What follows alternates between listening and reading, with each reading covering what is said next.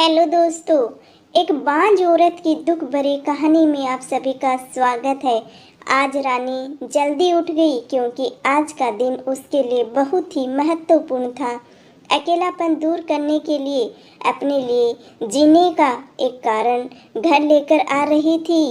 देखा जाए तो वह बहुत खुश भी थी और थोड़ी सी नाराज भी थी क्योंकि पिछले 7 साल की यादें उसे रात भर सोने नहीं देती थी और अब तो वह स्वस्थ बैठने भी नहीं देती थी।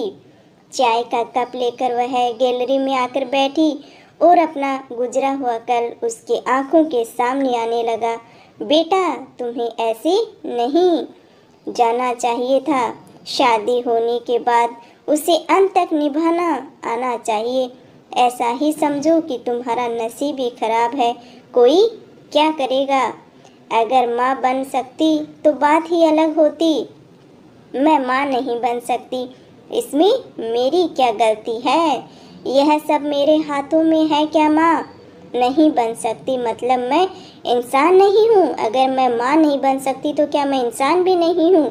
मेरी कोई फीलिंग नहीं है क्या?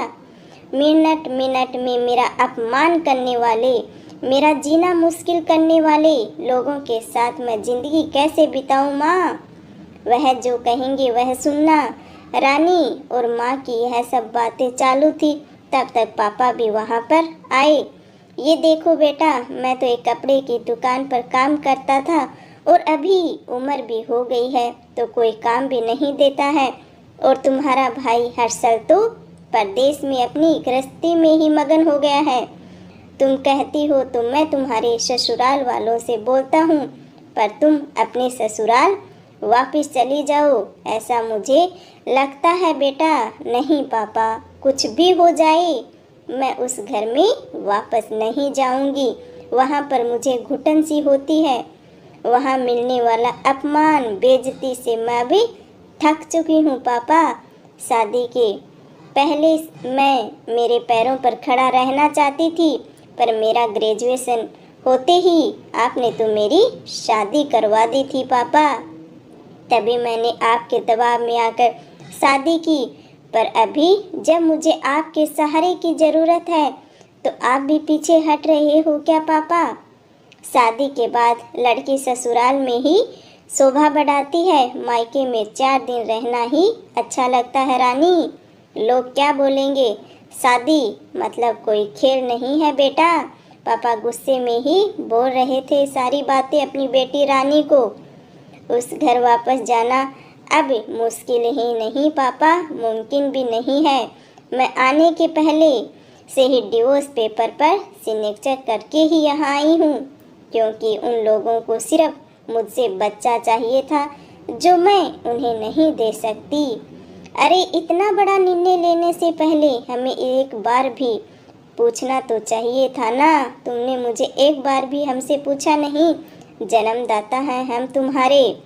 पापा, शादी होने के बाद मैं आपको बताती थी और माँ को भी कि वो कैसे लोग हैं, कैसे छल होता है मेरे साथ वहाँ पर। 2 साल में कभी मुझे मेरे मन के मुताबिक रहने भी नहीं दिया पापा।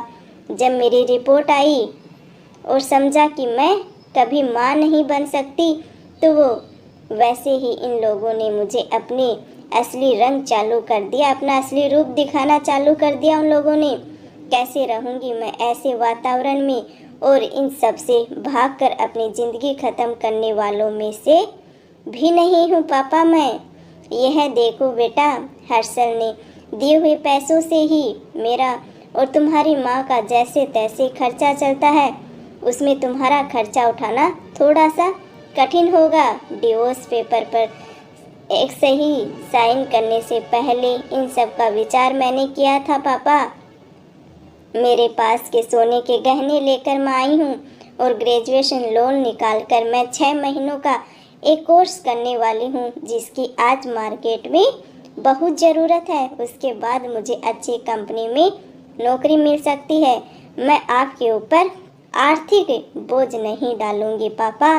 मुझे जीवन जीना है, संघर्ष करूंगी और कामयाबी और मुझे विश्वास है कि ज़रूर मिलेगी मुझे और मैं कमाऊंगी पापा, मेरा विश्वास है। सब लोग क्या बोलेंगे बेटा, क्या जवाब दोगी उन्हें? माँ आंखों का पानी पोंछते हुए बोली बेटी को। माँ बोलती थी कि वक्त आया तो सच क्या है बोल देना चाहिए। जब मुझे ससुराल में जानवरों के जैसा बर्ताव हो रहा था तब कहाँ गए थे ये लोग पूछने वाले। समाज में बड़ा करो, शादी करो, शादी कर दो, बस इतनी ही जिम्मेदारी समझते हैं कि बच्चा बेटियां बड़ी हो जाएं उनकी शादी कर दो। बेटियों को बड़ा करके योग्य पढ़ाई देकर खुद के पैरों पर खड़ा करना यह माता पिता की ही जिम्मेदारी होती है, ताकि आगे जाकर कभी खराब हालत हो तो उसे इस्तेमाल कर सके, अपने पैरों पे खड़ी हो तो कम से कम अपना जीवन है वो खुशी से बिता सके। तय किए के मुताबिक रानी के 6 महीनों का कोर्स किया। तुरंत उसे एक अच्छी कंपनी में काम भी मिल गया। वो बहुत ही खुश हो गई थी, सब अच्छा चल रहा था।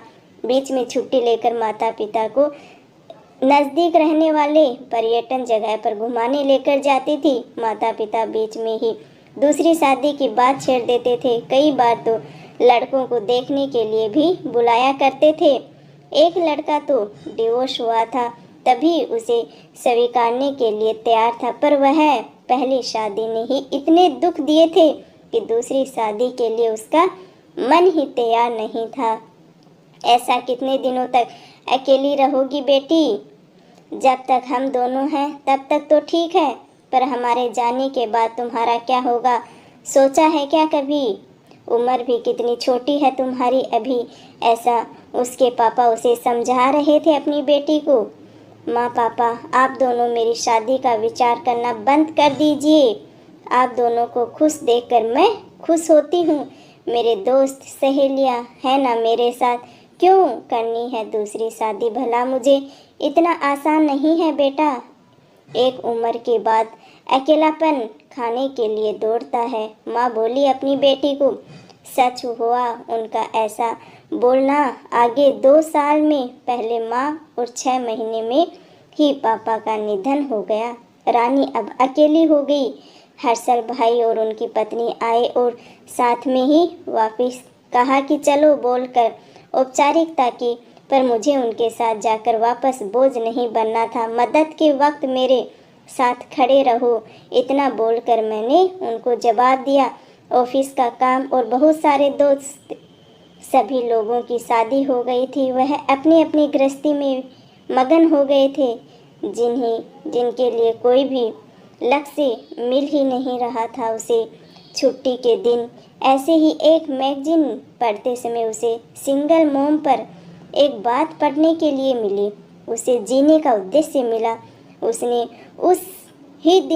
उसी दिन तय कर लिया था कि एक 10 साल की लड़की को गोद लेने का प्रयास चालू किया।